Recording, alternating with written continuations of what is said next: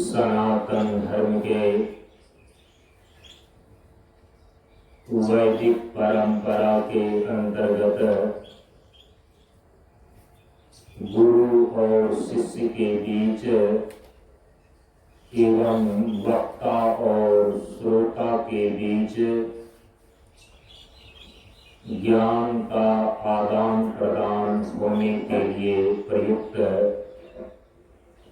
वैदिक मंत्रों का पहले उच्चारण कर लें।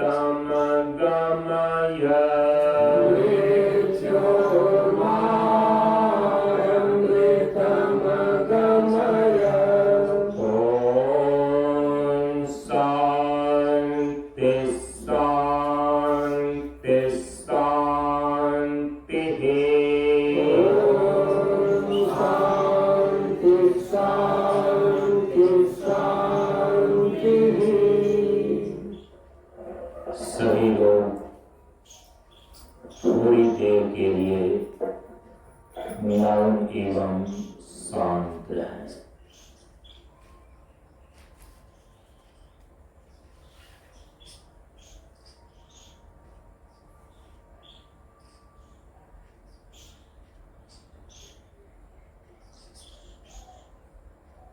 नमो नारायण। ब्रह्मानन्दं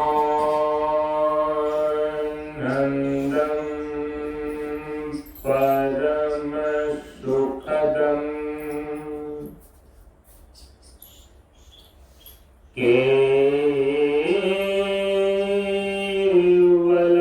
ज्ञानमूर्तिं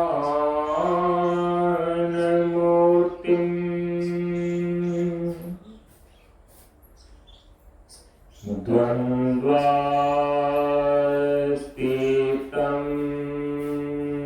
त्रिगुणरहितं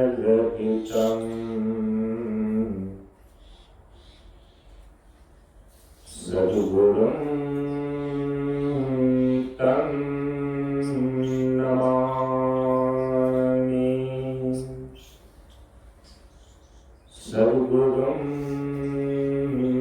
तं नमामि।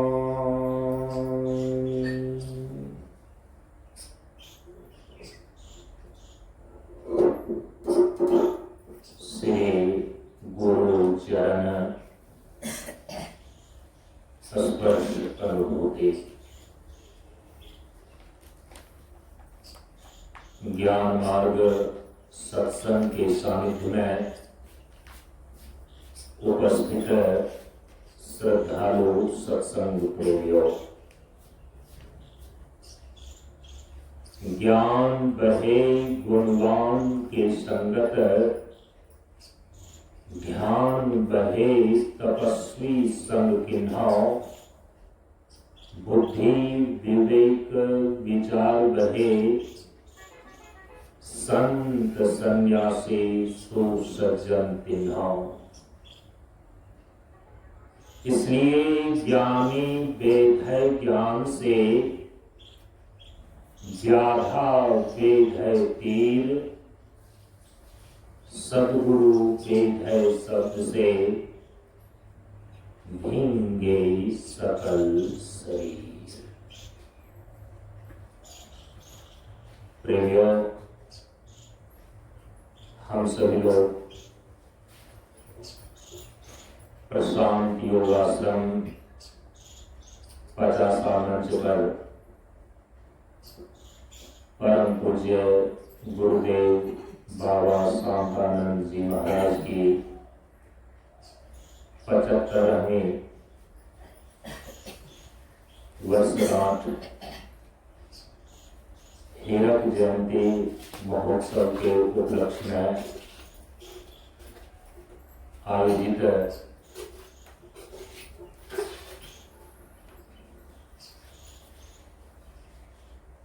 42 दिवसीय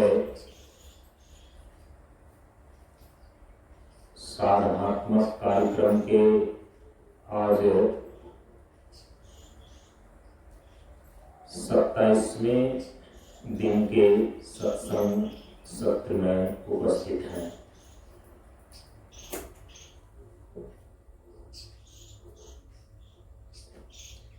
हम सभी लोग इस हीरक जयंती महोत्सव सत्संग सत्र में परम पूज्य गुरुदेव के द्वारा प्रतिपादित ज्ञान मार्ग के सिद्धांत और उनके विचार दर्शन को समझने का प्रयास कर रहे हैं। परम पूज्य गुरुदेव के विचार दर्शन के अंतर्गत अभी हम सभी लोग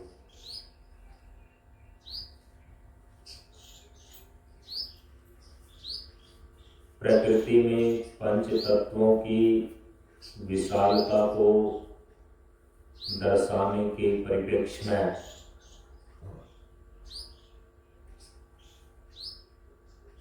प्रकृति के 5 तत्वों में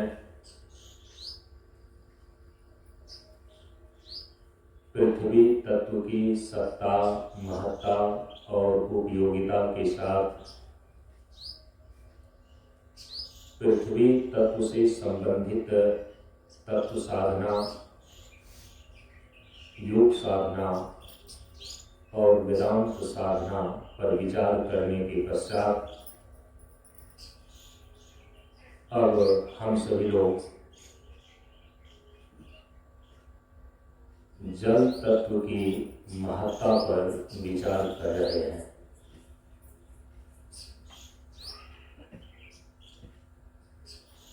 पूरे जीवन और सृष्टि में जल तत्व की सत्ता किस रूप में है, ये पिछले सत्संग में आप श्रवण कर चुके हैं। पृथ्वी तत्व की सत्ता पर विचार करने के पश्चात जल तत्व की सत्ता पर विचार करने के पश्चात अब हम सभी लोग जल तत्व की महत्ता को समझ रहे हैं। जल तत्व की महत्ता, जल तत्व का महत्व हमारे जीवन में और इस पूरी सृष्टि में किस रूप में है, तो कल आपने सुना कि जल ना होता जगत में तो जल मरता संसार, आग लगती आकाश में चुई चुई कर गिरता अंगार। जल ना होता जगत में तो जल मरता संसार। समष्टि धरातल पर जल का सबसे पहला ये महत्व है कि जल ना होता तो जल मरता संसार। ये कहने का अभिप्राय है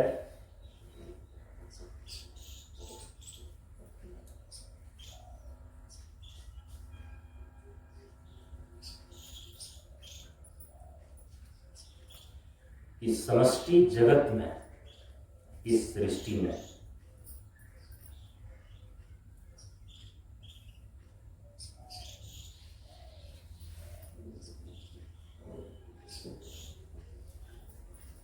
अगर जल नहीं होता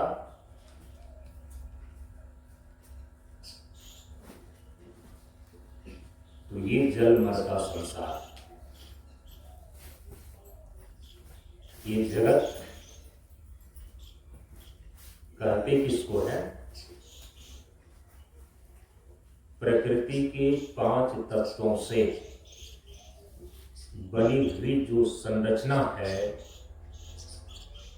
समष्टि स्तर पर, उसको बोलते हैं जगत। प्रकृति के 5 तत्वों से बनी हुई जो व्यष्टि संरचना है उसको बोलते हैं शरीर। शरीर भी बना है प्रकृति के 5 तत्व पृथ्वी, जल, अग्नि, वायु और आकाश से। क्षिति जल पावक गगन समीरा, पंच रचित सकल शरीरा। तो शरीर का निर्माण प्रकृति के 5 तत्वों से हुआ है और संसार का निर्माण भी, जगत का निर्माण भी प्रकृति के 5 तत्वों से हुआ है। प्रकृति के इन 5 तत्वों में जो जल तत्व है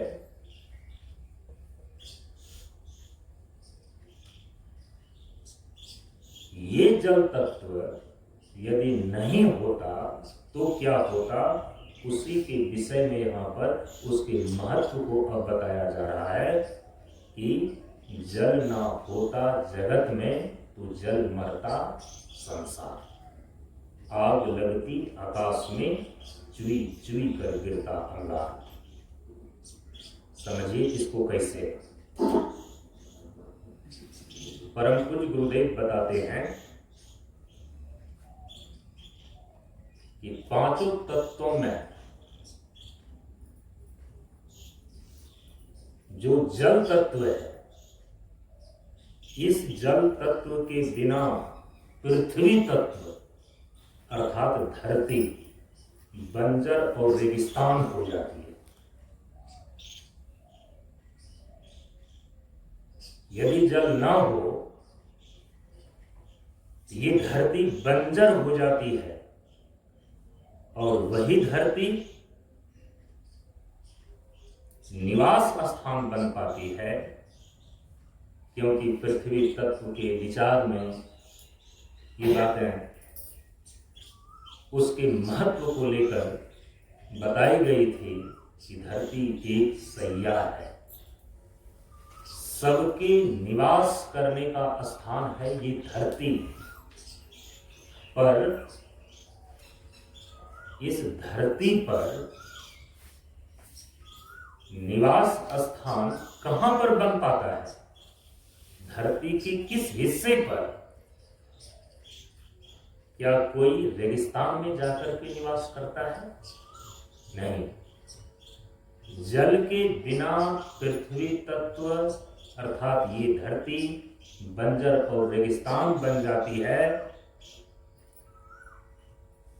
और वही धरती निवास स्थान बन पाती है जहां पर जल होता है।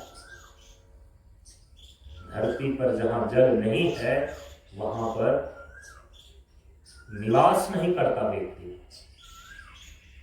पृथ्वी भी निवास स्थान बन पाती है, ये धरती भी आश्रय बन पाती है। कब? जब वहां पर जल होता है। जल ना होता जगत में तो जल मरता संसार। ये तो पृथ्वी तत्व की बात हो गई। पांचों तत्वों में जल तत्व से ऊपर है अग्नि तत्व। अग्नि तत्व सूर्य। जल के बिना ये सूर्य तपाने और जलाने वाला हो जाता है। देखिए जल के महत्व को। जल के बिना धरती बंजर और रेगिस्तान हो जाती है, वो निवास स्थान नहीं बन पाती। निवास स्थान तभी बन पाती है जहां पर जल होता है। अब जल तत्व के महत्व को देखिए कि अग्नि तत्व के रूप में जो सूर्य है, जल के बिना ये सूर्य जलाने और तपाने वाला हो जाता है। अग्नि और सूर्य सृष्टि का केंद्र तभी बन पाता है जब जल का संयोग हो।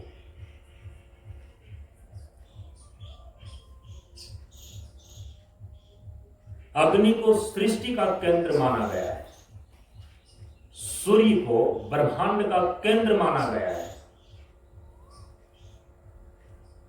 लेकिन ये सूर्य, ये अग्नि भी सृष्टि का केंद्र तभी बन पाता है जब उसके साथ जल का संयोग हो। जल के बिना अन्यथा ये सूर्य तो जलाने और तपाने वाला ही होता है। एक प्रसंग आता है रामचरितमानस में, आपने शायद सुना होगा।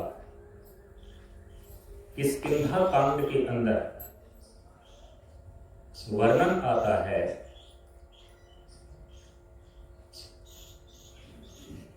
कि वनवास के दरमियान जब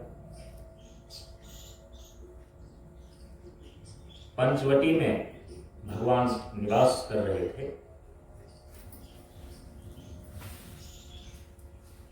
तो वहीं पर रावण के द्वारा माता सीता का हरण कर लिया जाता है।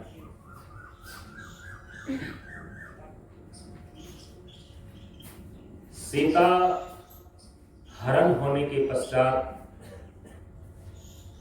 भगवान श्री राम लक्ष्मण के साथ माता सीता की खोज में वन वन और जंगल जंगल भटकने लगे। और उसी दरमियान हनुमान जी जो किष्किंधा के राजा बाली के भाई सुग्रीव हैं,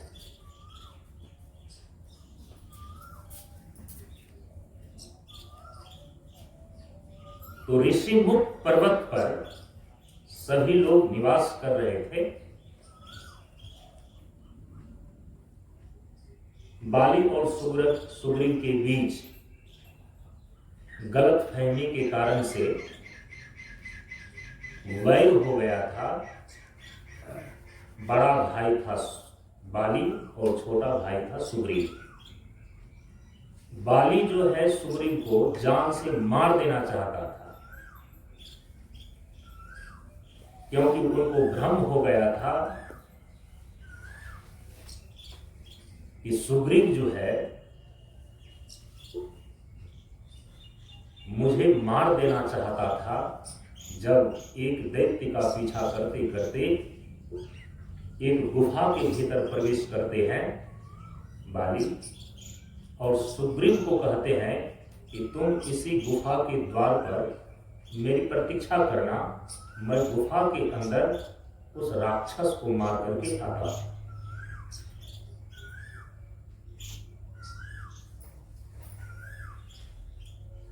कई महीने गुजर जाते हैं। जब बाली वापस नहीं आया, सुग्रीव प्रतीक्षा कर रहा था गुफा के द्वार पर, और सुग्रीव को कई महीनों के बाद एक दिन दिखाई देता है कि खून की धारा गुफा के अंदर से बाहर आ रही है। सुग्रीव को भीतर में लगा कि वो शक्तिशाली राक्षस कहीं मेरे बड़े भाई बाली को मार दिया है, और मेरे से भी ज्यादा बलशाली बाली, बलशाली होने के कारण ही उसका नाम बाली पड़ा था। उस राक्षस ने हो न हो मेरे बड़े भाई साहब को मार दिया हो, और यदि कहीं फिर से वह दोबारा इस गुफा से बाहर निकला राक्षस, तो पूरे किष्किंधा राज्य उसके अधीन हो जाएगा। तो किष्किंधा राज्य की रक्षा करने के उद्देश्य से गुफा के द्वार पर एक बहुत बड़ा पत्थर ला करके उस द्वार को बंद कर दिया सुग्रीव ने। और गुफा के द्वार को बंद करके जो ही महल को लौटा, तो हुआ ये था कि गुफा के भीतर राक्षस मारा गया था, नौकी बाली। बाली जब गुफा के द्वार पर राक्षस को मार करके वापस लौटा, तो देखा कि गुफा का द्वार बंद है। अपने बल के द्वारा गुफा के द्वार से पत्थर को हटाकर बाली जब बाहर निकला, तो देखा कि सुग्रीव भी प्रतीक्षा नहीं कर रहा है। और जब घर वापस हुआ बाली, तो देख रहा है कि सुग्रीव जो है आराम से महल में रह रहा है। उसी समय उसको लगा कि मेरे जीते जी गुफा के द्वार पर तुमने बड़ा पत्थर रख करके कि चलो भी बाली जो है भले राक्षस के साथ युद्ध करने के लिए गया है और भीतर ही मारा चला जाए, तुम्हारे अंदर दुष्ट बुद्धि है, बाली ने कहा सुग्रीव को। जबकि सुग्रीव के अंदर दुष्ट बुद्धि नहीं थी कि बाली मारा जाए। गलत फहमी के कारण से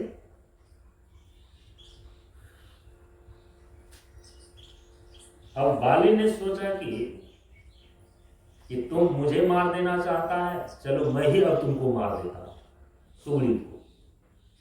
तो मारने लगा सुग्रीव को। बड़ा भय था, किसी प्रकार से जान बचा करके वो भागा वहां से, और नगर से बाहर, किष्किंधा नगर से बाहर एक ऋषिमुख पर्वत था, और केवल वहीं पर वो सुरक्षित रह सकता था सुग्रीव बाली से। क्यों? क्योंकि बाली को श्राप मिला हुआ था एक महात्मा के द्वारा।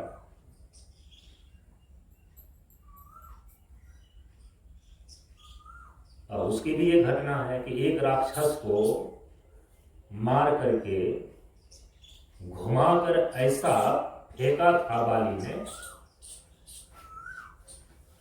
बहुत दूर में राक्षस को मारा था, और कई कोस के बाद वो राक्षस जाकर के गिरा, और जहां पर गिरा तो ऋषिमुख पर्वत पर एक महात्मा तपस्या कर रहे थे, और उस राक्षस के खून के छींटे उनको पड़ गए। उसी समय उन्होंने श्राप दिया कि जिस किसी ने भी मार करके ये रक्त के छींटे मेरे शरीर पर फेंकने का काम किया है, राक्षस के रक्त को मेरे शरीर के ऊपर इस तपस्थली पर फेंकने का काम किया है। जो भी आएगा, वो यदि आएगा इस क्षेत्र में, उसकी मृत्यु हो जाएगी। बाली इसीलिए ऋषिमुख पर्वत पर जाता ही नहीं था। सुग्रीव को ये बातें मालूम थी, तो बाली से बचने के लिए एक ही सुरक्षित स्थान था, ऋषिमुख पर्वत। वहीं पर अपने कुछ परिकर के साथ हनुमान जी, जामवंत जी और 2-1 लोगों के साथ मिलकर ऋषिमुख पर्वत पर बाली रहने लगे, सुग्रीव रहने लगे थे।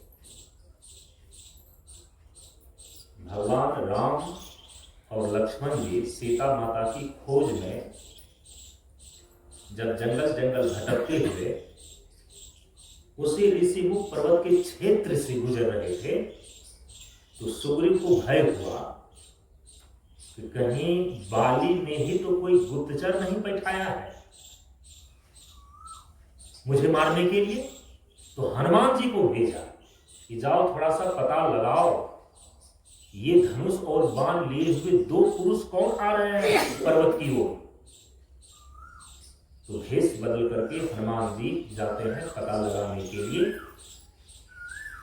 और उसी समय भगवान के सामने एक ब्राह्मण के भेष में जाकर के हनुमान जी गुप्त रीति से पूछते हैं कि कठिन भूमि कोमल पदगामी कवन हेतु विचरहु बल स्वामी।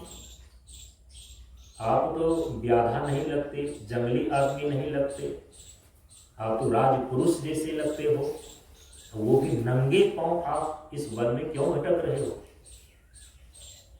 क्योंकि सुग्रीव का आदेश था कि जाओ हनुमान पता लगा करके आओ ये कौन है, ये कहीं बाली का गुप्तचर तो नहीं है। तो सारी बातें फिर साफ हो गई। हनुमान जी फिर अपने स्वरूप में आए, भगवान श्री राम के चरणों में गिरे। स्वामी और सेवक का परस्पर जो है दरस परस हुआ। हनुमान जी ने लक्ष्मण जी और राम जी को अपने कंधे पर बिठाकर ऋषिमुख पर्वत के शिखर पर ले गए, जहां पर सुग्रीव जो है निवास कर रहे थे। फिर वहीं पर सारी बातें हुई। तो सुग्रीव ने कुछ आभूषण दिखलाए। यहाँ एक राक्षस जो है एक नारी को अपने साथ में कुछ दिन पहले लिए चला जा रहा था आकाश मार्ग से, और उसी समय जो है कि कपड़े में बांध करके कुछ आभूषण यहाँ पर गिराए गए थे, हम लोगों ने रखा है। जब सुग्रीव ने दिखाया आभूषण की पोटली को, तो माता सीता के वो सारे आभूषण थे। माता सीता जब सारे आभूषण को अयोध्या में छोड़ करके ही आई थी, तो फिर उनको आभूषण कहां से आया, कई लोग प्रश्न करते हैं।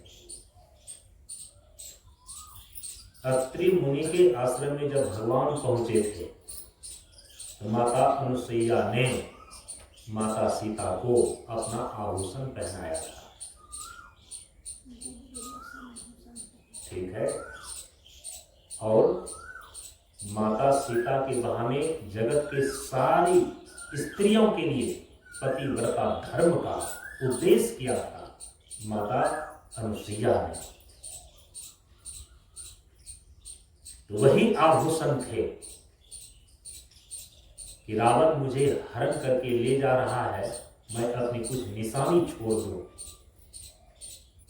तो आकाश मार्ग से रावण के द्वारा ले जाते हुए माता सीता ने जब देखी होगी ये ऋषिमुख पर्वत के ऊपर कुछ लोग रह रहे हैं, तो कपड़े में बांध करके आभूषण को गिरा दिए थे। भगवान राम ने पहचाने लक्ष्मण ने पहचाना कि हाँ, माता सीता का ही आभूषण है। और उसी समय सुग्रीव से मित्रता हो गई, बाली का उद्धार हुआ। हनुमान जी ने इस प्रकार से सुग्रीव और भगवान राम की मित्रता कराई और वही योजना बनी कि अब माता सीता की खोज में, क्योंकि बाली के उद्धार के बाद सुग्रीव को किष्किंधा का राजा बनाया गया। बाली की पत्नी जो तारा थी, तारा ने तो कुछ भगवान से शिकायत की, लेकिन उनके मन के सारे संदेह को भगवान ने दूर कर दिया। जब संदेह रहित हो गई तारा, क्योंकि भगवान ने तारा को समझाया था कि क्षितिजल पावक गगन समीरा पंच रचित अति अधम शरीरा, जीव नित्य फिर कहे तुम लगी रोवा, जीव नित्य फिर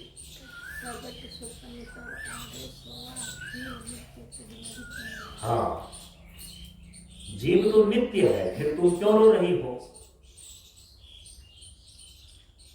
तो जब जीव की नित्यता का ज्ञान हो गया, भगवान ने क्षण पलक में तारा के अंदर के ज्ञान का, उनके अज्ञान का, माया का हरण कर लिया, तो उनको बोध हो गया, जीव की नित्यता का, अमरता का बोध हो गया। तो जब भगवान ने ज्ञान दिया तो भगवान गुरु हो गए, तो गुरु हो गए तो फिर दक्षिणा चाहिए। दक्षिणा के रूप में माता तारा ने अपने पुत्र अंगद को भगवान के श्री चरणों में समर्पित कर दिया।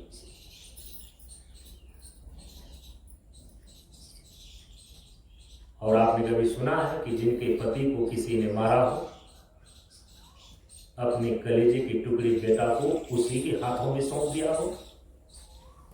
भगवान ने तारा के पति बाली को मारा।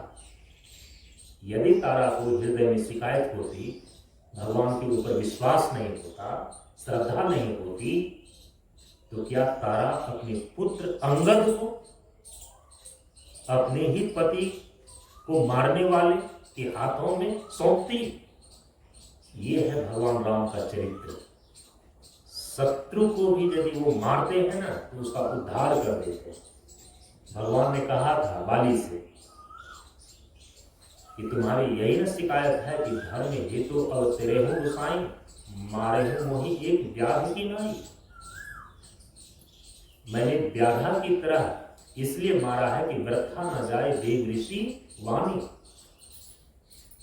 तुमको जो वरदान मिला हुआ था वो उल्लंघन न हो जाए, नहीं तो मैं सामने आकर भी मार सकता था, क्योंकि समर्थ को नहीं दोष को सही। सर्वशक्तिमान भगवान ही जब अवतरित हो गए हैं, तो भगवान ने कहा कि देखो, यदि तुम्हें अपने प्राण चाहिए तो मैं तुम्हारे प्राण को लौटाता हूं। और बाली ने उसी समय कहा कि नहीं भगवान, मुझे इतना बड़ा अवसर कहां से प्राप्त होगा कि आपके हाथों से मेरा उद्धार हो। एक दिन तो मरना इस शरीर का निश्चित है, लेकिन आपके हाथों से मर जाना, ये महान अवसर हमें प्राप्त नहीं होगा। तो अंत में बाली के हृदय का भी संताप, संदेह, शिकायत भगवान ने दूर कर दी। उनकी पत्नी जो तारा थी, तारा के भी हृदय का संताप और संदेह, संशय को निवृत्त कर दिए, और ऐसा निवृत्त किए कि अपने ही पुत्र को भगवान के श्री चरणों में समर्पित कर दिए, अंगद को। और भगवान ने भी क्या किया, राजा तो घोषित किए किष्किंधा के लिए सुग्रीव को, किष्किंधा का राजा बनाया सुग्रीव को, लेकिन युवराज का पद किनको दिया? बाली के पुत्र अंगद को। देखिए, सुग्रीव के पुत्र को युवराज घोषित नहीं किया, कि सुग्रीव अभी राजा है, इसकी मृत्यु होने के बाद इस किंधा का राजा कौन होएगा? अंगद होगा। युवराज के पद पर अंगद को प्रतिष्ठित किया। तो इसके बाद जो है कि किष्किंधा के राजा सुग्रीव और युवराज अंगद के नेतृत्व में अब वहां पर योजना बनी कि माता सीता की खोज के लिए पूरी बांदरी सेना लेकर के चारों दिशा में भेजा गया। तो जामवंत जी, अंगद जी और हनुमान जी, इनका जो समूह था, इसकी जो टोली थी, वो दक्षिण दिशा की ओर प्रस्थान किए भगवान के आदेशानुसार। और हनुमान को ही केवल भगवान ने माता सीता की कुछ निशानी चूड़ामणि दिए, अंगूठी दिए। भगवान ने अपना अंगूठी दिए और उसी समय तो यह समझना चाहिए कि संकेत हो गया था कि हनुमान जी खोजते खोजते माता सीता के पास अवश्य पहुंचेंगे।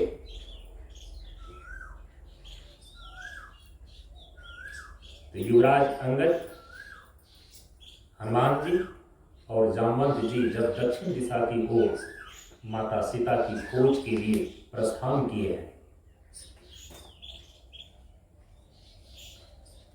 अब वहीं रास्ते का प्रस्थान करने के बाद समुद्र तट पर पहुंचने के पहले बीच रास्ते का प्रसंग है।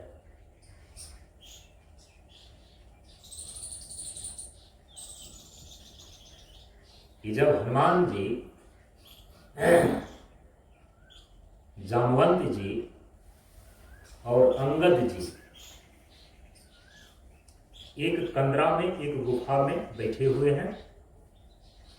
जामवंत जी चूंकि वृद्ध हैं, और जो वृद्ध होते हैं तो केवल शरीर से वृद्ध नहीं होते, जीवन के अनुभव के पक्के होने के कारण से ज्ञान वृद्ध भी होते हैं। जामवंत जी केवल शरीर से वृद्ध नहीं है, वो ज्ञान वृद्ध भी है। गोस्वामी जी ने रामचरितमानस में लिखा। उपदेश कर रहे हैं, साहस बढ़ा रहे हैं युवा लोगों का।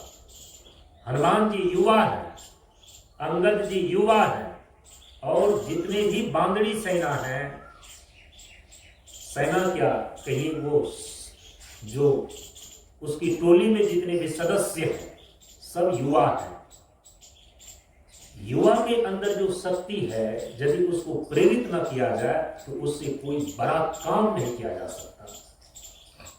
शक्ति यदि सोई परी रह जाए, युवा की शक्ति यदि सोई परी रह जाए, तो जो एक बहुत बड़ा काम हो सकता है वो काम नहीं हो पाता है यदि वह शक्ति सोई परी रह जाती है। जो ज्ञान वृद्ध होते हैं, जो जीवन के अनुभवी होते हैं वृद्ध लोग, युवा शक्ति को प्रेरणा के द्वारा जागृत करने का काम करते हैं। जामवंत जी यही भूमिका निभा रहे हैं। जब जब वो टोली निराश होती है, थक जाता है, मन हारने लगता है, तो जामवंत जी उनका साहस बढ़ाते हैं। जामवंत अंगद दुख देखी, कही कथा उपदेश विशेषी।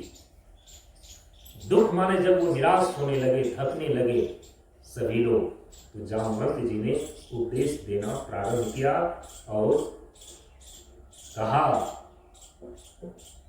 कि हम सब सेवक अति बड़भागी, संतत सगुण ब्रह्म अनुरागी। हे अंगद, हे हनुमान, हम सभी बड़े ही भाग्यशाली हैं, क्योंकि संतत सगुण ब्रह्म अनुरागी, सगुण ब्रह्म है। ब्रह्म के दो स्वरूप होते हैं, एक निर्गुण और दूसरा सगुण। सगुण ब्रह्म ही ईश्वर कहे जाते हैं।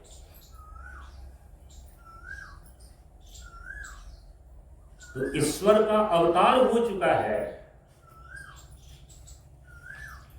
भगवान राम के रूप में, और उन्हीं की सेवा के लिए हम सभी लोग, उन्हीं के कार्य को करने के लिए हम सभी लोग जा रहे हैं। इसीलिए हम सब सेवक अति बड़ भागी, संतत सगुण ब्रह्म अनुरागी। इस प्रकार से साहस बढ़ाते हुए उस कंदड़ा में जो जामवंत जी उपदेश कर रहे हैं, उसी कंदड़ा के भीतर एही विधि कथा कही बहु भांति, गिरी कंदरा सुनी संपाति।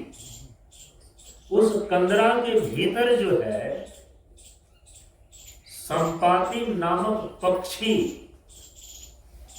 एक विशाल काय पक्षी उसके भीतर में रह रहा था। ये लोग तो उस कंदरा के बाहर जो है द्वार पर बैठ करके ये सब कथा कहना और सुनना ये सब चल रहा था। तो गिरी कंदरा सुनी संपाति, और संपाति ने देखा कि ये कई लोग जो है कि कंदरा के करीब तक पहुंच चुके हैं, और वो संपाति जो है उस कंदरा के भीतर घायल होकर के कई वर्षों से पड़ा हुआ था। अब उनकी मृत्यु आने ही वाली थी, क्योंकि कहीं जा नहीं पाता था, चल नहीं पाता था। आहार के बिना उसकी मृत्यु अब धीरे धीरे नजदीक आ रही थी। अब उनको लगा कि बाहेर होई देखी बहु कीसा, मोही आहार दीन जगदीशा। भगवान ने कृपा करके मेरे आहार के लिए कुछ लोगों को भेज दिए हैं इस गुफा के द्वार पर। ऐसा संपाति ने विचार किया। आज सब ही कह भक्षण करो, दिन बहु चले आहार बिनु मरो। बिना आहार के जो अब मैं मरने वाला था, अब लगता है कि मेरी जान बच जाएगी इन सारे लोगों का भक्षण करके। और वे सारे लोग हैं कौन कौन? हनुमान जी, जामवंत जी और अंगद जी। और ये किस काम को करने के लिए चले हैं? माता सीता की खोज करने के लिए। और खोज की यात्रा में ही पहुंचे कहां हैं? जहां संपाति नामक एक विशालकाय पक्षी घायल होकर कई वर्षों से आहार के बिना और मरने पर है। उसी कंदरा के द्वार पर बाहर ये लोग बैठे। उसने विचार किया कि भगवान ने कृपा करके मेरा आहार अब यहाँ पर भेज दिया है, और अब मैं मरने से बच जाऊंगा। इसकी कथा ऐसी चलती है। लेकिन जब परिचय प्राप्त होता है ना,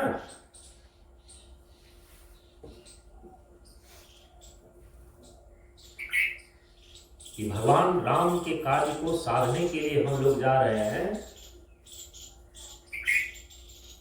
और संपाति को घायल अवस्था में देख करके जामवंत जी ने पूछा कि इतने वर्षों से घायल होकर के आप यहाँ पड़े हुए हैं और भोजन के बिना आप मरने पर हैं, आखिर आप घायल हुए कैसे? भोजन अपना आहार आप क्यों नहीं ले जुटा सकते? उसी समय संपाति ने जो एक कहानी बतलाई है, जो यहाँ पर प्रसंग चल रहा है हम लोगों का, कि जल के बिना अग्नि तत्व सूर्य तपाने और जलाने वाला हो जाता है। वो जीवन और सृष्टि का केंद्र नहीं बन पाता।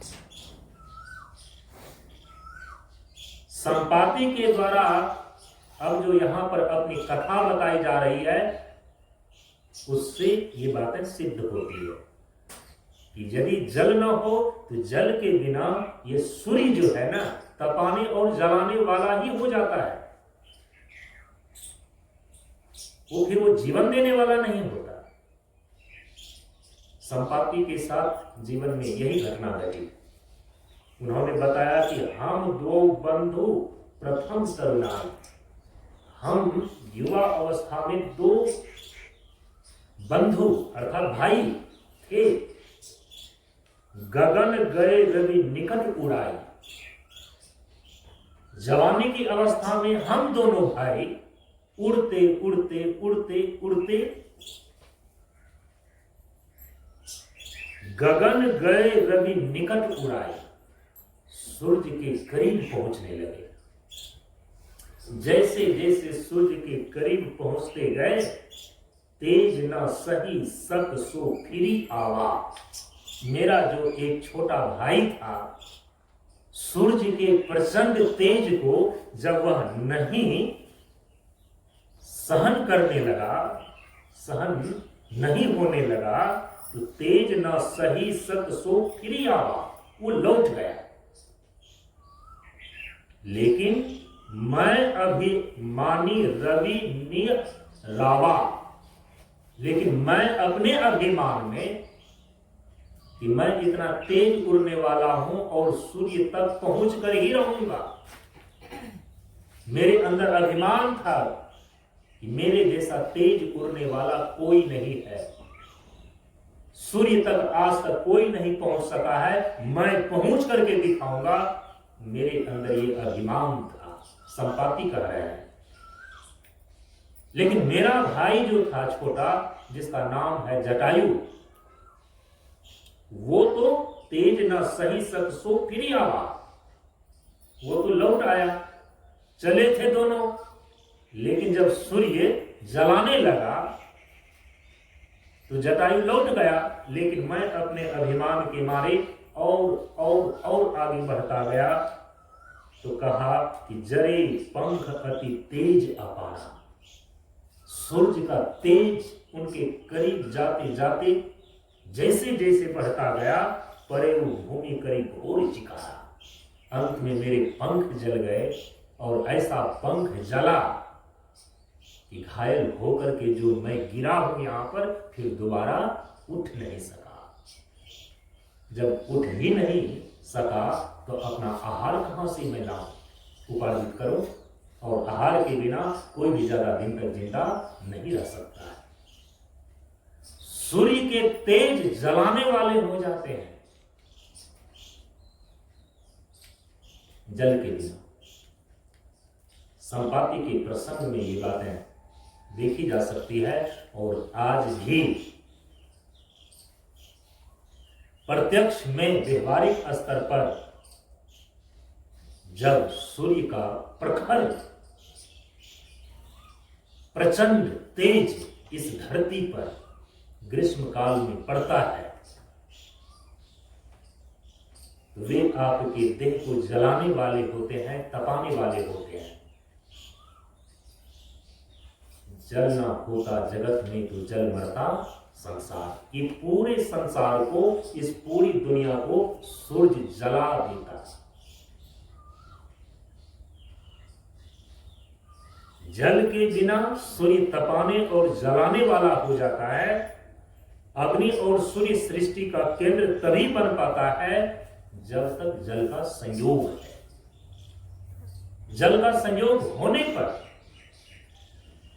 तब सूर्य के द्वारा सृष्टि हो पाती है, नहीं तो वह तो केवल जलाने वाला होता है।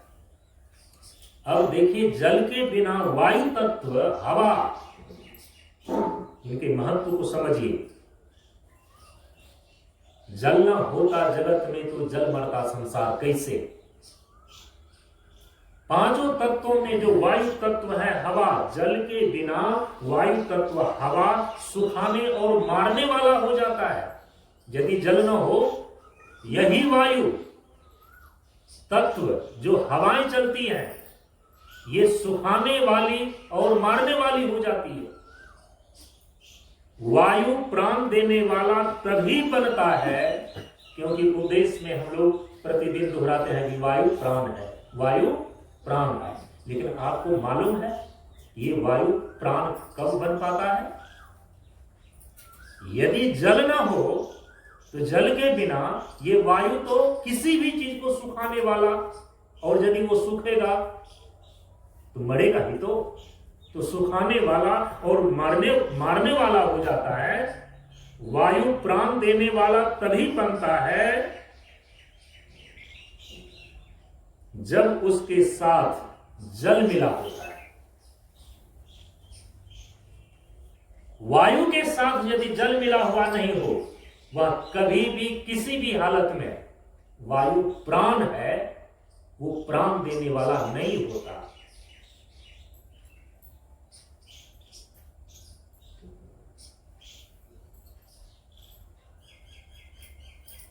इसीलिए हमारे शास्त्र में प्राण को आपोमय कहा गया है। आपोमय प्राण, प्राण आपोमय है। जल के संयोग होने पर वायु में जो सुखाने का,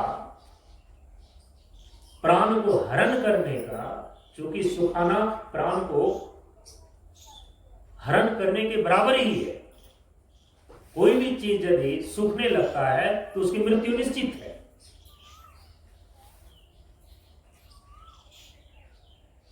तो जल के बिना वायु तत्व, हवा सुखाने वाला और मारने वाला हो जाता है। वायु प्राण देने वाला तभी बन पाता है जब वह जल से मिला हुआ हो, उसमें जल मिला हुआ हो, उसके साथ जल मिला हो। जब वायु के साथ जल मिला होता है तब वह प्राण वायु बनता है। आप सभी लोग जानते हैं ऑक्सीजन कैसे बनता है। ऑक्सीजन को ही योग की भाषा में प्राण बोलते हैं, प्राण वायु। सूर्य के प्रकाश से, प्रकाश संश्लेषण की क्रिया के द्वारा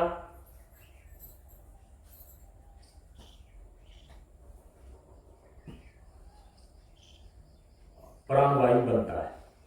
लेकिन क्या केवल सूर्य के प्रकाश के कारण से प्राण वायु बनता है, ऑक्सीजन बनता है?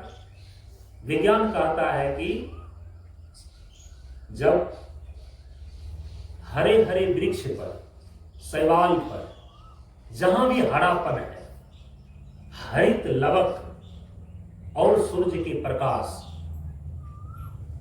दोनों जब मिलकर के प्रकाश संश्लेषण की क्रिया होती है तो उससे प्राणवायु मिश्रित होती है, प्राणवायु उससे उत्पन्न होती है। तो वृक्ष में हरापन, शैवाल में हरापन किसके कारण से है? जल के कारण से। जहां जल नहीं होता है वहां कोई चीज हरा भरा नहीं रह सकता, आप सभी लोग जानते हैं। और यदि हरित लवक न हो तो कभी भी सूर्य का प्रकाश ऑक्सीजन नहीं बना सकता। इसीलिए वायु भी प्राण देने वाला तभी बन पाता है जब उसके साथ जल होता है। ये सिद्ध हो गया। अब देखिए अंतिम में जो आकाश तत्व है, ये भी जल के बिना आकाश की स्थिति कैसी होती है? जल के बिना आकाश तत्व बादल, सुनसान और वीरान दिखता है। परम पूज्य गुरुदेव कहते हैं कि जल के बिना सबसे ऊपर और सबसे बड़ा जो आकाश है, जो अनंत आकाश है,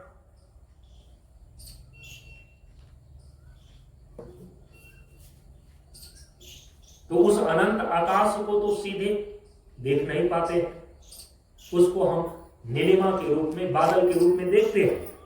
तो आकाश तत्व बादल जल के बिना सुनसान और वीरान दिखता है। वही बादल वर्षा करने वाला होता है जिसमें जल भरा होता है। सभी बादल से वर्षा नहीं होती, केवल और केवल उसी बादल से वर्षा होती है जिसमें जल भरा होता है। इसलिए लोकोक्ति बना, लोक कहावत बना, आते न आदर दिया, जाते दिया न हस्त, इतने में दोनों गए पाहुन और गृहस्थ। ये लोक कहावत है, लोकोक्ति है कि आद्रा नक्षत्र में उनके आते ही यदि वर्षा हो गई और हथिया नक्षत्र के जाते ही यदि अंत में वर्षा हो गई तो खुशहाली है, कृषि होएगी, अन्न का उत्पादन होगा। और यदि कहीं हवा तो आ रही है, जा रही है, बादल भी मंडरा रहे हैं, लेकिन वर्षा नहीं हो पा रही है, आते ना आदर दिया, जाते जाते दिया ना हस्त, अद्रा नक्षत्र आते ही यदि वर्षा नहीं हुई और हथिया नक्षत्र जाते हुए यदि वर्षा नहीं हुई, इतने में दोनों गए पाहुन और गृहस्थ। जब अन्न का ही उत्पादन नहीं होगा, कृषि ही नहीं होगी, घाघ कवि का कहना है कि समझ जाना कि अब वहां पर सुखाड़ पड़ना निश्चित है, अनावृष्टि की स्थिति तय है, जो भी फसल कुछ लगे हुए हैं उसका सूखना पक्का है। तो फिर किसान कैसे खुश रहेंगे? और जो किसान लोग हैं, गृहस्थ लोग हैं, तो गृहस्थाश्रम में तो सभी आश्रमों का आधार है, ब्रह्मचारी भी उन्हीं के यहां से भिक्षा पाएंगे। जो भी अतिथि और अभ्यागत होंगे उनका स्वागत कौन करता है? गृहस्थ करते हैं। जब गृहस्थ के यहां ही अन्न का उत्पादन नहीं हो सकेगा, क्योंकि आते ना आदर दिया, जाते न दिया हस्त, इतने में दोनों गए पाहुन और गृहस्थ। जो भी अतिथि और अभ्यागत हैं उनका भी ठीक ढंग से स्वागत नहीं हो सकता, क्योंकि किसान के यहां पर अन्न ही उपज करके नहीं आएगा, खुशहाली ही नहीं होएगा, तो फिर सही ढंग से भिक्षा और सही ढंग से अतिथियों का स्वागत कैसे हो सकेगा? इस प्रकार से पांचों तत्वों के बीच जल तत्व का महत्व समष्टि धरातल पर इस प्रकार से सिद्ध होता है। यदि जल ना हो तो पृथ्वी में उर्वरा शक्ति नहीं आ सकती, ये पृथ्वी बंजर और रेगिस्तान बन जाती है, और जहां पर जल होता है वही धरती निवास स्थान बन पाती है। ये अग्नि तत्व सूर्य ये तपाने और जलाने वाला हो जाता है यदि जल ना हो तो, लेकिन यही सूर्य और अग्नि जीवन और सृष्टि का केंद्र बन जाता है जब जल का संयोग होता है। ये वायु जो देख रहे हैं,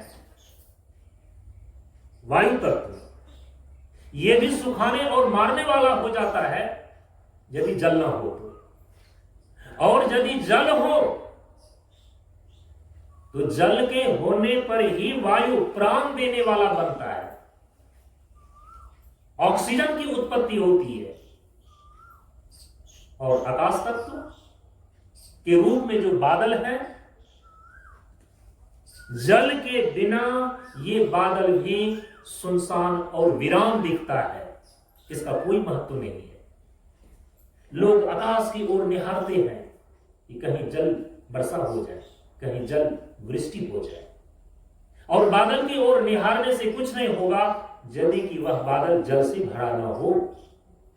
इतने में दोनों गए पाहुन और गृहस्थ। यदि जल बादल के अंदर भरा नहीं है तो वर्षा करने वाला ये आकाश नहीं होता।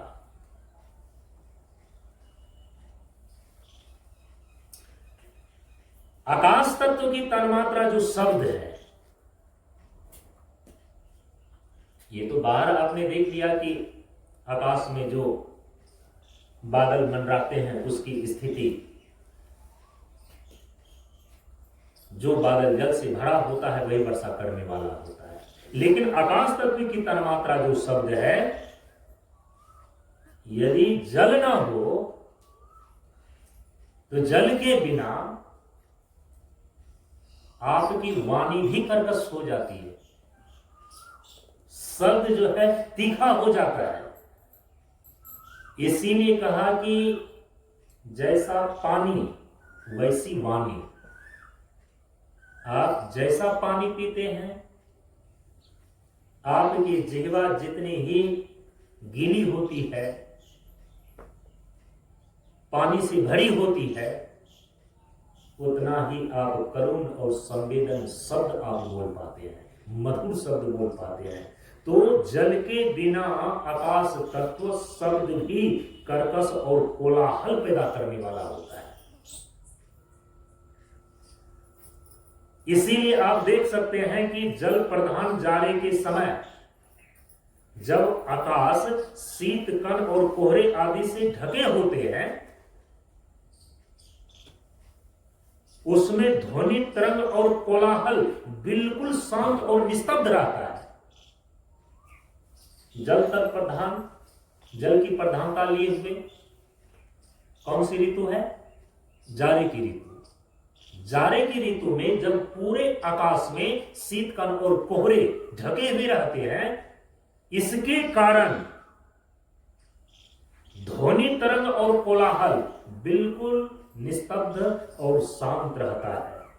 थोड़े मीठे वचन से रस व्यापक चहुओर, थोड़े मीठे वचन से रस व्यापक चहुओर, विश्व करे गुंजार में तजदे बात तमोर। ऐसी वाणी बोलिए मन का आपा होय, औरन को शीतल करे आपहु शीतल होय। तो ये शीतलता गुण है किसका?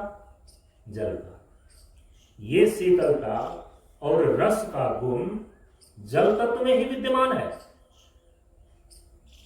कि थोड़े मीठे वचन से रस व्यापक चाहूं, और ये रस आएगा कहां से? जल से। जल से आता है ये रस। शब्द में रस, बोली में रस। ऐसी वाणी बोलिए कि मन का आपा खोए, औरन को शीतल करे आपहु शीतल होए। ये शीतलता है, आती है कहां से? ये शीतलता गुण है जल का। ये है महत्व। समष्टि धरातल पर आप देख सकते हैं कि पांचों तत्वों में जल के बिना पृथ्वी, अग्नि, वायु और आकाश, ये सब के सब जल के बिना हमारे जीवन के लिए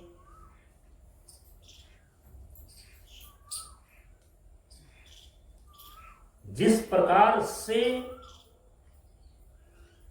उनका महत्व हमारे जीवन में पृथ्वी का आश्रय के रूप में, अग्नि का सृष्टि केंद्र के रूप में, वायु का प्राण के रूप में, आकाश का शांति के रूप में हमारे जीवन में महत्व है।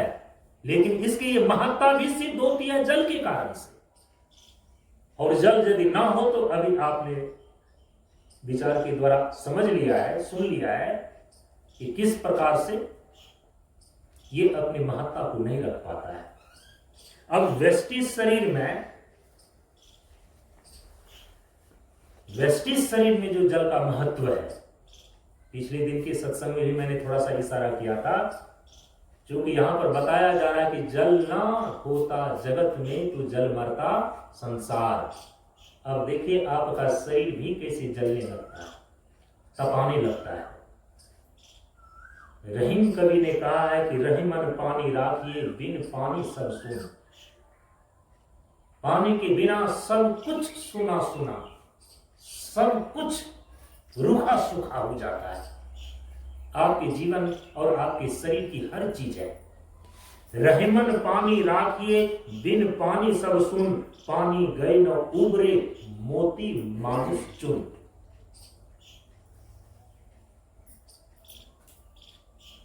जल तत्व की महत्ता को बता रहे हैं रहीम कवि वेस्टी धरातल पर।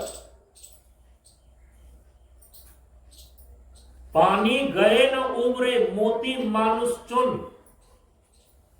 रहमन पानी राखिए बिन पानी सब सुन। बाहर तो आपने देख ही लिया कि पानी के बिना कैसे सब सुन्न है, सुनसान है, निष्प्राण है।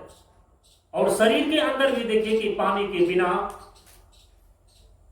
सब कुछ सूखने लगता है, सुन्न होने लगता है, निष्प्राण होने लगता है।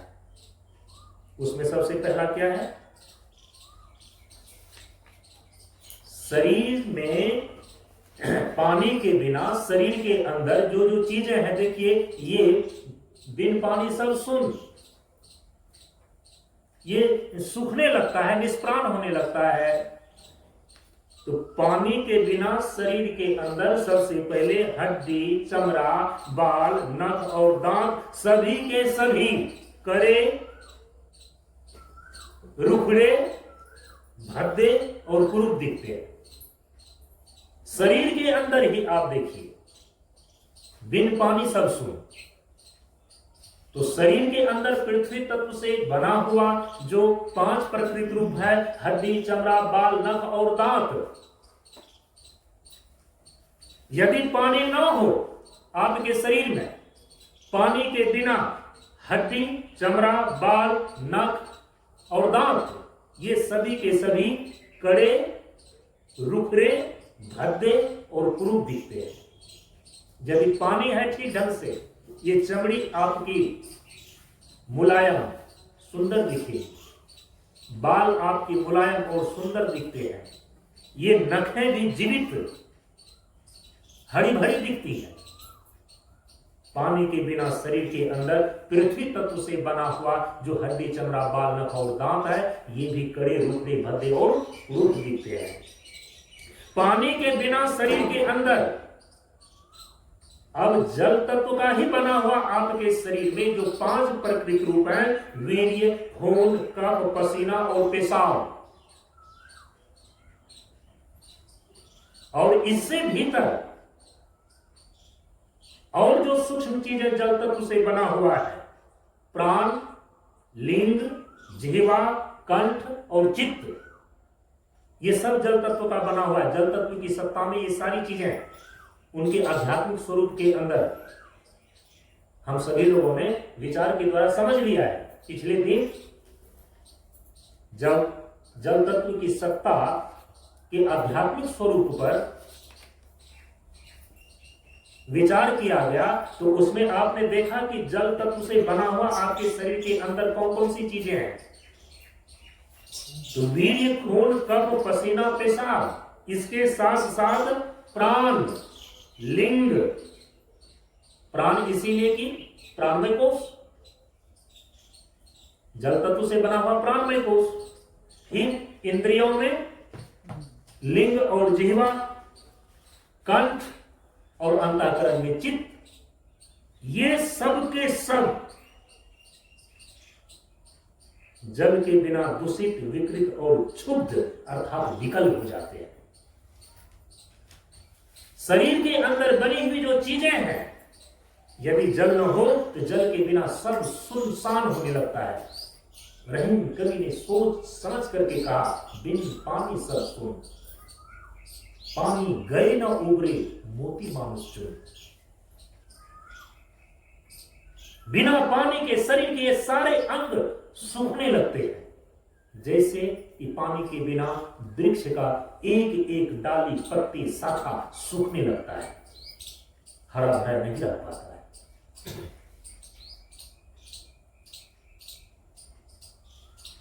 और इसके बाद शरीर के अंदर अग्नि तत्व का जो 5 प्रकृति रूप है, कामाग्नि, क्रोधाग्नि, जक्षाग्नि, ज्वराग्नि और चिंताग्नि, ये भी सब के सब असंतुलित और उग्र हो जाते हैं, भड़क उठता है शरीर के भीतर यदि जल न हो।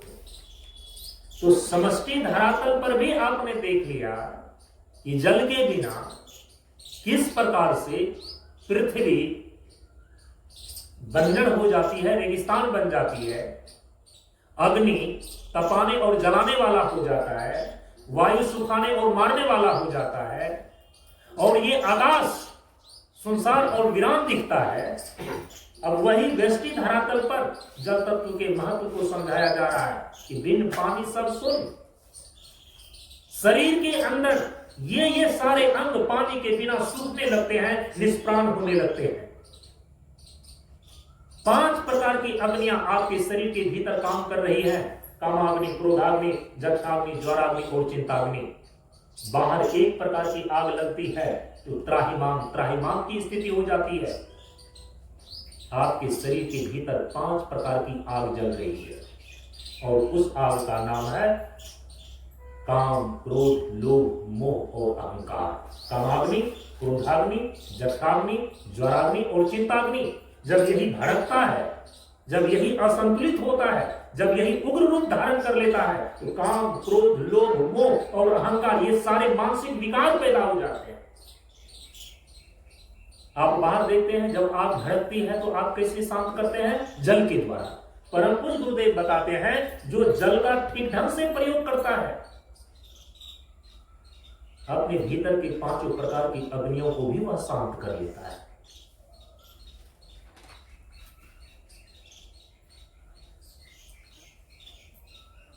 और जब शांत कर लेता है, यदि जल को आप ठीक ढंग से प्रयोग में लाते हैं तो कहते हैं कि मोती मानुष चुन। एक दृष्टांत दिया, एक उदाहरण दिया मोती का। आप जानते हैं ये मोती कैसे बनता है, कहां बनता है?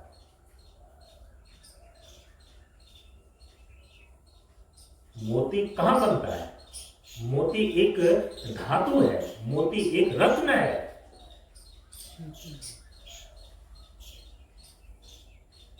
मोती जो है पानी की गहराई में जो सीपी होती है ना, उस सीपी के अंदर मोती का निर्माण होता है। यदि गहरा पानी ना हो और उस गहरे पानी में सीप ना हो, गहरे पानी ना हो तो सीप मोती का निर्माण नहीं कर सकता। रहीम कवि कह रहे हैं कि मोती मानुष चुन। जल की गहराई में यदि आप उतर जाएं, जल का समुचित प्रयोग यदि आप करें तो आप अपने शरीर के भीतर भी बहुमूल्य धातु मोती का निर्माण कर सकते हैं। उदाहरण दिया गया है कि जैसे जल की गहराई में, समुद्र में सीप के अंदर बहुमूल्य धातु मोती का निर्माण होता है, वैसे ही यदि कोई मनुष्य जल तत्व के महत्व को जान करके इसकी गहराई में उतरे तो जल की गहराई में उतरने का अर्थ है कि इसका ठीक ढंग से प्रयोग करे। तो मनुष्य भी अपने भीतर बहुमूल्य धातु का निर्माण करता है और उस बहुमूल्य धातु का नाम है, जो शरीर के अंदर चरम धातु है, पुरुष में वीर्य और स्त्री के शरीर में चरम धातु है रज। मनुष्य के शरीर के अंदर चरम धातु वीर्य और रज का निर्माण होता है, जो गहरे पानी में उतरता है, उसी को ये मोती हाथ लगता है। कहने का तात्पर्य है कि जो जल का ठीक ढंग से समुचित प्रयोग करता है, उसके शरीर के धातु वीर्य, खून, कफ, पसीना, पेशाब आदि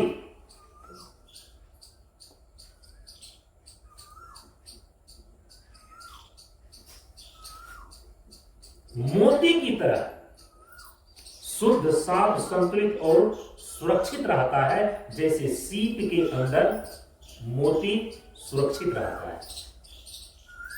आपके शरीर के अंदर जो चरम धातु है, वीर्य, खून, कफ, पसीना और पेशाब, सबसे चरम धातु है वीर्य और रज।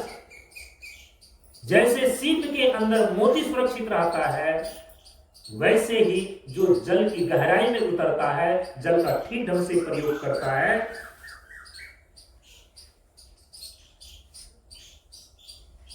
ये सब के सब वीर्य, रज इत्यादि उनके शरीर में शुद्ध, साफ, संतुलित और सुरक्षित रहता है। ये है महत्व व्यष्टि धरातल पर जल तत्व का, कि बिन पानी सब सुन। और समष्टि धरातल पर जल का महत्व क्या है? जल ना होता जगत में तो जल मरता संसार, आग लगती आकाश में, चुई चुई कर गिरता अंगार। व्यष्टि धरातल पर आपके जीवन में जल का महत्व क्या है? रहीमन पानी राखिए, बिन पानी सब सुन, पानी गए न उबरे, मोती मानुष जो। अब जल तत्व के महत्व को लेकर के परम पूज्य गुरुदेव कहते हैं कि जल ही जीवन है। और जब बोलते हैं कि जल ही जीवन है तो इसका समष्टि धरातल पर और व्यष्टि धरातल पर दो प्रकार के अर्थ निकल करके आते हैं। तो सबसे पहले व्यष्टि धरातल पर 5 मिनट के अंदर आप समझ लें कि जब परम पूज्य गुरुदेव जल के महत्व को इस उद्देश्य के द्वारा प्रदर्शित कर रहे हैं कि जल ही जीवन है, तो ये कहने का अभिप्राय क्या है? जल ही जीवन है, जल है तो जीवन है, जीवन है तो सब कुछ है। व्यष्टि धरातल पर जल ही जीवन है, ये कहने का क्या अभिप्राय है? कहने का अभिप्राय ये है कि जीवन का आदि मध्य और अंत जल से होने के कारण जल ही जीवन है, ऐसा कहा गया। आपके जीवन का आदि माने आरंभ, मध्य जब तक आप जीवन जीते हैं, जन्म से लेकर मृत्यु तक, और अंत जब आपकी मृत्यु होती है तब तक, तो जीवन के आदि मध्य और अंत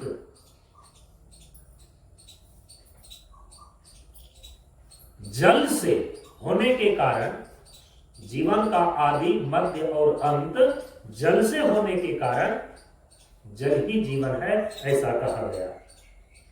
माने कि आपके जीवन की पूरी कहानी इस पानी से जुड़ा हुआ है, और ये वैज्ञानिक और दार्शनिक धरातल पर सिद्ध हो जाता है। जीवन कैसे खड़ा होता है, छांदोग्य उपनिषद के अंदर, पंचाग्नि विद्या के अंदर बताई गई ये बात है। किस प्रकार से ये जीव अपने जीवन को खड़ा कर पाता है जल के सहारे, छांदोग्य उपनिषद के अंदर, पंचाग्नि विद्या के अंदर, पंचाग्नि विद्या के नाम से उस प्रसंग को जाना जाता है। उसमें विधिवत ये बातें वहां पर बताई गई है। दार्शनिक धरातल पर भी ये बातें सिद्ध होती है और वैज्ञानिक धरातल पर भी ये बातें सिद्ध होती है। क्या? कि आपके जीवन की पूरी कहानी, आदि मध्य और अंत इस पानी से जुड़ा हुआ है। परम पूज्य गुरुदेव बतलाते हैं कि जन्म का बीज, पिछले दिन भी बता करके आए हैं कि जन्म का बीज क्या है? वीर्य और रज, जिससे ये जीवन खड़ा होता है। उसकी जो प्रथम इकाई है, जीवन का जो बीज है, वो वीर्य है पुरुष के अंदर, और स्त्री के अंदर उसको बोलते हैं रज। तो जीवन का बीज जो वीर्य और रज है, जहां से जीवन खड़ा होता है, शुरू होता है, जीवन का जो आदि है वीर्य और रज, ये किससे बनता है? वीर्य और रज ये कैसे बनता है? जल से बना है, क्योंकि जल का ही सबसे अंतिम परिष्कृत रूप चरम धातु के रूप में वीर्य और रज है। तो जो जन्म का बीज है वो वीर्य है, और ये वीर्य और रज जल का बना है। तो जीवन का आदि तो जल से शुरू हुआ। जीव शरीर का निर्माण, जीव शरीर का निर्माण और विकास, विज्ञान भी कहता है कि गर्भ में जल की थैली के अंदर होता है। देखिए आपके पूरे जीवन की कहानी इस पानी से कैसे जुड़ा हुआ है। एक तो जीवन का जो आदि है, जहां से शुरू होना है जीवन, जहां से जन्म लेना है, तो जन्म का बीज, रज और वीर्य ये जल का बना है। अब जो जीव शरीर का निर्माण और विकास होता है स्त्री के गर्भ के अंदर, स्त्री के गर्भ के अंदर पानी की थैली में ही जीव के शरीर का निर्माण होता है और धीरे धीरे उसमें विकास होता है। इसलिए जिस गर्भ के अंदर पानी की थैली दूषित हो जाती है, उस गर्भ के अंदर जीव शरीर का निर्माण नहीं हो पाता और वो बच्चा विकसित नहीं हो पाता, मर जाता है। ठीक है, गर्भ के अंदर जीव शरीर का निर्माण और विकास जल की थैली के अंदर हुआ। अब जब जन्म हुआ तो जन्म होने पर बच्चा का जो पहला आहार बनता है मां का दूध, जो मां स्तनपान कराती है। इस संसार में आने पर उस नन्हे फरिश्ता का जो स्वागत करता है, तो स्वागत करने वाला है मां का दूध, और ये मां का दूध भी जल का ही बना होता है। देखिए जल के महत्व को। आपके जीवन की पूरी कहानी पानी से जुड़ा हुआ है। परम पूज्य गुरुदेव कह रहे हैं, इसलिए जल ही जीवन है। आदि भी, मध्य भी और अंत भी जल से होता है आपके जीवन का, इसलिए जल ही जीवन है। कैसे? तो वही प्रक्रिया यहां पर बताई जा रही है कि जन्म होने पर बच्चा का जो पहला आहार मां का दूध है, वह दूध भी जल का ही बना होता है। अब जो बच्चा थोड़ा सा बड़ा हुआ, शिशु का रूप लिया, तो वह बच्चा आप देखेंगे कि खेलने के लिए उनको जितने खिलौने दिए जाते हैं, उन सारे खिलौने को फेंक करके वो जल के साथ खेलना सबसे ज्यादा पसंद करता है। और सारे खिलौने उसको उतने मोहित और आकर्षित नहीं करते जितना कि बच्चा को जल आकर्षित करता है। जल से खेलना ज्यादा पसंद करता है। अब जब बच्चा आगे और बढ़ा, जवान हुआ, जवानी आई, तो जवानी तभी तक है जब तक शरीर में पानी है, ऐसा बोलते हैं। आज की जवानी तभी तक मानी जाती है जब तक आपके शरीर में पानी है। एक दिन ऐसा आएगा कोई काहू का नाही, घर की नारी कौन पूछे, तन की नारी जाही। इसीलिए जवानी तभी तक है जब तक आपके शरीर में पानी है। और अब देखिए अंतिम चतुर्थ अवस्था में जब बुढ़ापा आता है, तो बुढ़ापे में दांत टूट जाने पर, देखिए परम पूज्य गुरुदेव जब विचार करते हैं तो कितना क्रमिक ढंग से विचार करते हैं। जवानी के बाद जब बुढ़ापा आता है तो बुढ़ापे में दांत टूट जाते हैं। कोई कड़ा चीज आप नहीं खा सकते, आप भुंजा नहीं खा सकते, भुट्टा नहीं खा सकते।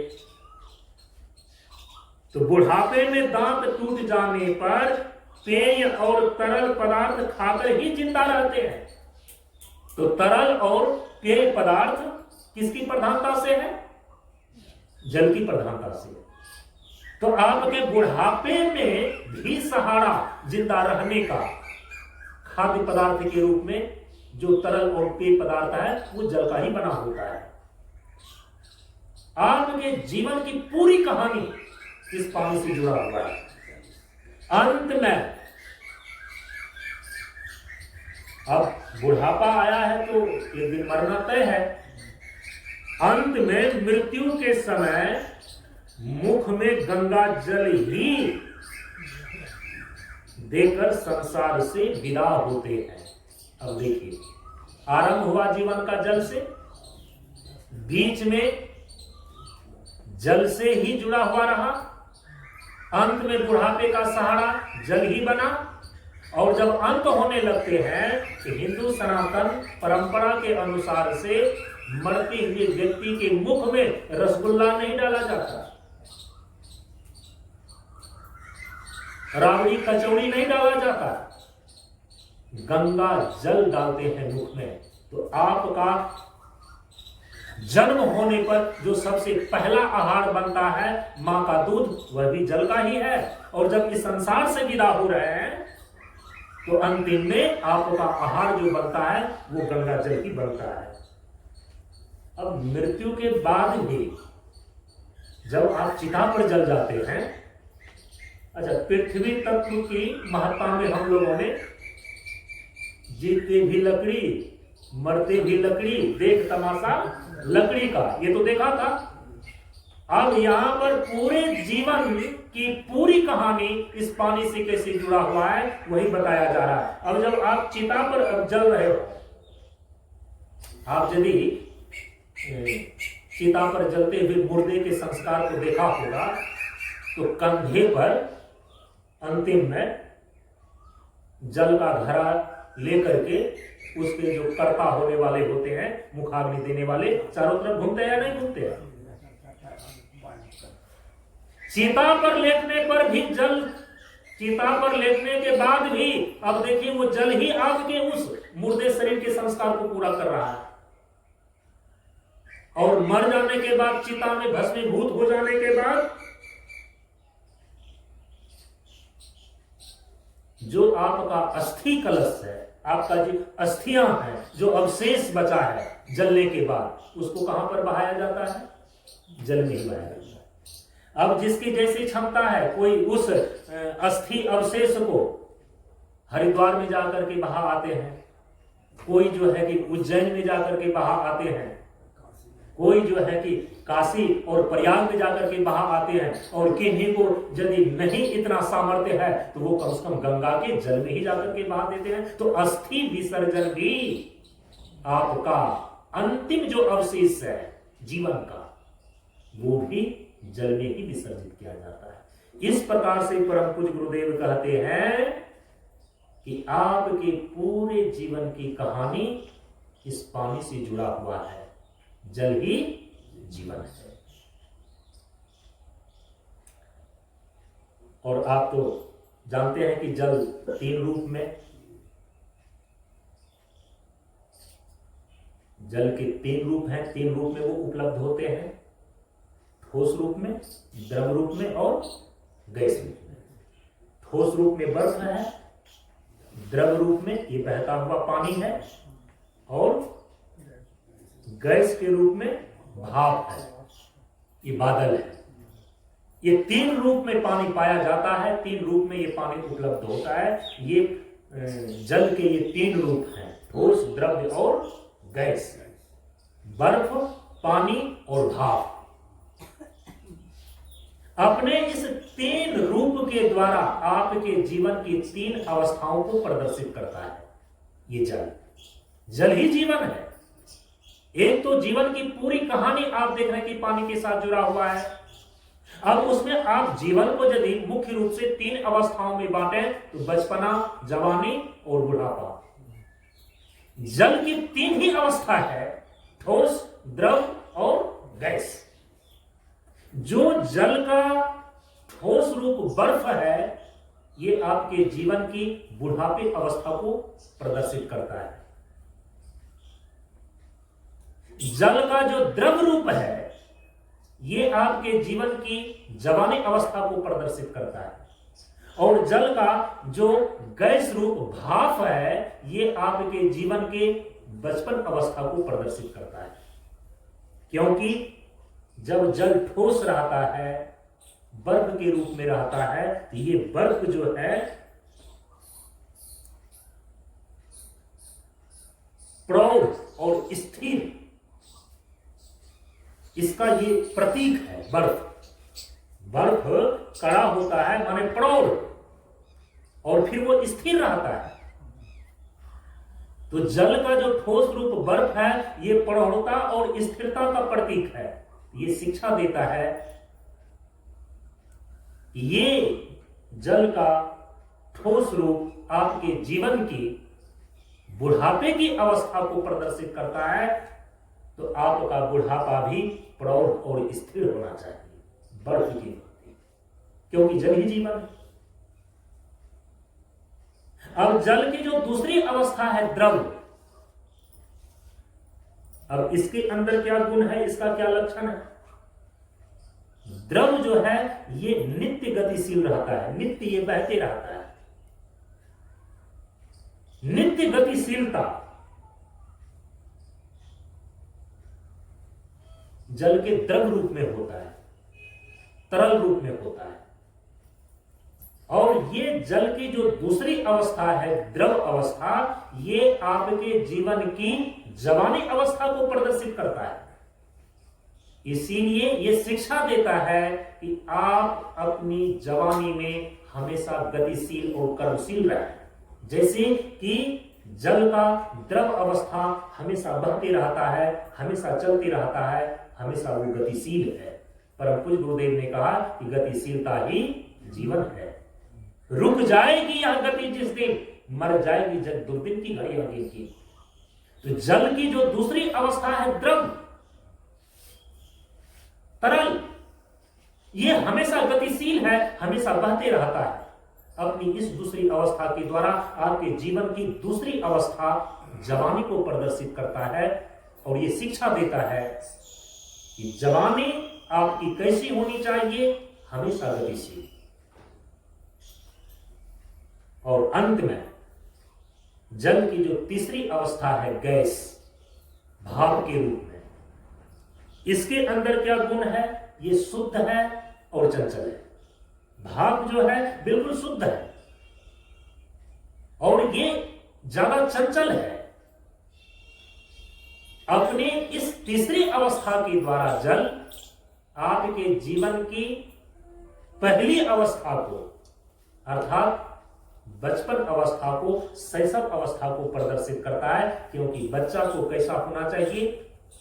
क्योंकि वो बच्चा है, बच्चे मन के सच्चे, वो शुद्ध होता है और बच्चा तो स्वभाव से चंचल होता है।